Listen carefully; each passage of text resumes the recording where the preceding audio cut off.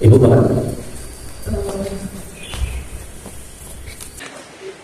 Kan tadi menurut Pak Ustadz, laki-laki itu bertanggung jawab ya untuk ibunya, adik perempuan. Tapi kalau ada 3 anak laki-laki, itu berarti dibagi tanggung jawabnya? Atau ada 3 anak laki-laki? Iya. Kewajibannya? Iya, kewajibannya apa dibagi atau yang paling besar saja yang bertanggung jawab? Kemudian satu lagi Pak Ustadz, saya pernah melahirkan. Waktu itu sampai kalau tidak salah usia 4 minggu dikuret karena ada suatu dan lain hal. Terus saya pernah mendengar, iya karena janinnya tidak berkembang dengan baik. Akhirnya dokter bilang ibu harus diakhiri karena kalau dilanjutkan akan berdampak buruk untuk saya. Nah, kemudian saya mendengar bahwa katanya kalau walaupun baru 4 minggu ya, 1 bulan, itu sudah diberi nama, apa iya? Diberi nama. Bagi ibu? Iya. Oh iya. Ya, itu saja. Terima kasih. Assalamualaikum. Yang pertama, tidak ada, misalnya gini, kayak saya kan, orang tua tuh punya, sekarang yang ada ya, anak laki-laki 3, perempuan 1. Saya paling bungsu dan saya paling kasar.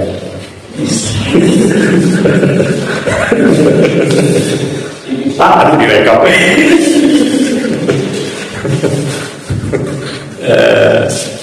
Saya kan laki-laki, perempuan, laki-laki. Saya paling bungsu.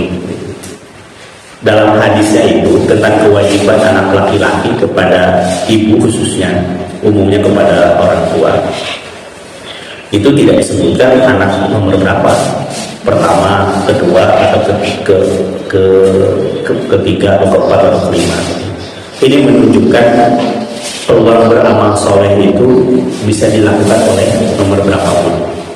Pertama itu. Yang kedua, supaya tidak ada yang lepas tangan. Kalau sekiranya begini, yang wajib itu adalah anak pertama laki-laki, berarti anak kedua, ketiga, keempat bisa lepas tangan.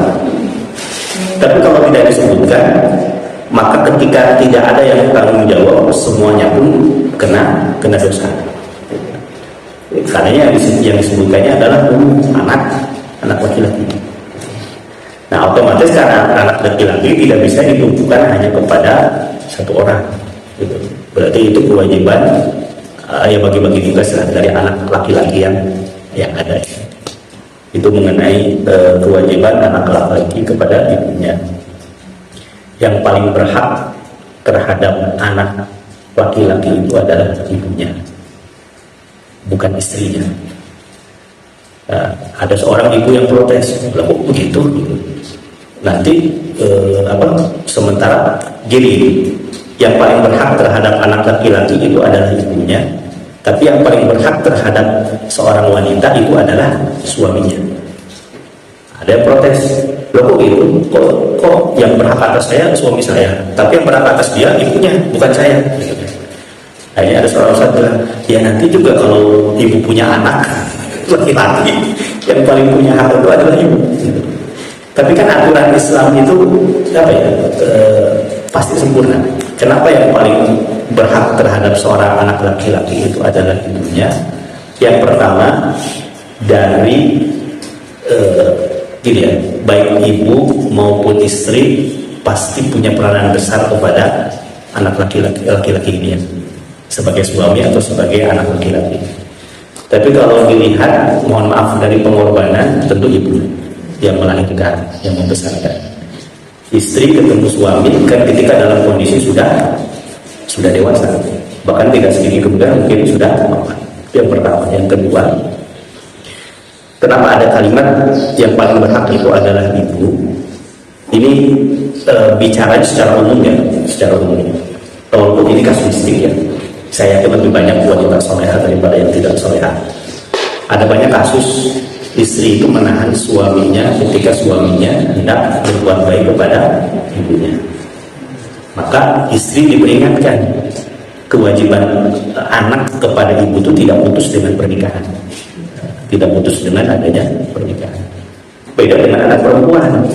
Kenapa anak perempuan kepada suami? Karena setelah akad nikah, kewajiban menafkahi, kewajiban melindungi itu beralih dari ayah kepada suami. otomatis dalam kondisi sulit apapun ayah sudah lepas tangan gitu. Karena suami yang bertanggung jawab atas keselamatannya, kehidupannya, nafkahnya, ya secara otomatis suami yang punya hak. Walaupun bukan berarti kemudian suami memutus hubungan antara istrinya dengan orang tuanya, itu pun suaminya dosa gitu. Karena bagaimanapun juga ada mantan suami tapi tidak ada mantan orang tua. Itu hubungan darah itu selalu lebih kuat daripada hubungan ikatan akad. Itu mengenai hal tersebut. Makanya ujungnya adalah ini masalah komunikasi antara suami dan istri. Itu yang pertama ya. Yang kedua tentang pemberian nama ya. Apakah ketika bayi itu baru sebulan sudah dikasih nama? Saya belum menemukan keterangannya. Apalagi ketika anak saya sudah lebih dari seminggu, saya masih bingung masih nama siapa. Ya anak yang pada nama. Saya seminggu setelah itu masih bingung masih nama apa. Mau dikasih nama Joko Widodo, lah. Bagi orang sekarang putri, ngomong. Akhirnya tercetus nama yang sekarang. Jadi karena gini kan, pemberian nama itu seringkali oleh para ulama dikaitkan dengan momen ketika akikah. Dan akikah itu kan 7 hari ya, hari ke-7 dipangkas rambut, ditimbang, digeram, disedekahkan. Plus ketika itu juga adalah pemberian nama. Saya ketika hari ke-6 masih bingung namanya salah. Akhirnya pas hari ke-7 tercetuslah namanya. Wallahu a'lam.